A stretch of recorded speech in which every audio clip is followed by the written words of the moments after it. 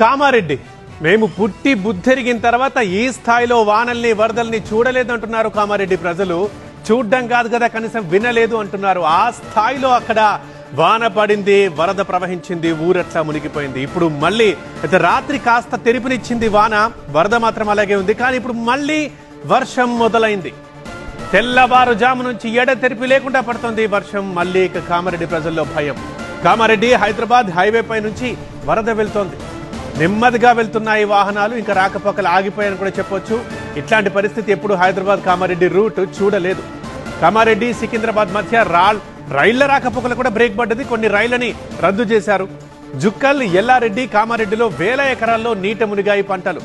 వరి, మొక్కజొన్న, పత్తి పంటలకు అపార నష్టం వాటిల్లింది. లింగంపేట, నాగిరెడ్డిపేట, మాచారెడ్డి, సదాశివనగర్, గాంధారిలో రోడ్లు ధ్వంసమైపోయాయి. ఇంకా జలదిగ్బంధంలోనే ఉంది కామారెడ్డి పట్టణం.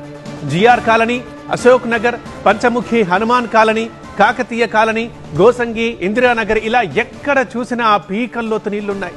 లోతట్టు ప్రాంతాల నుంచి ప్రజల్ని కనీసం 150 పునరావాస కేంద్రాలకు తరలించారు.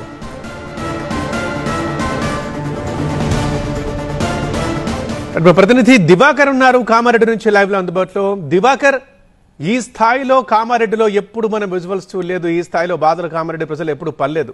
అయితే రాత్రి కొంచెం వర్షం తెరిపించిందన్నారు. ఇప్పుడు మళ్ళీ వర్షం అక్కడ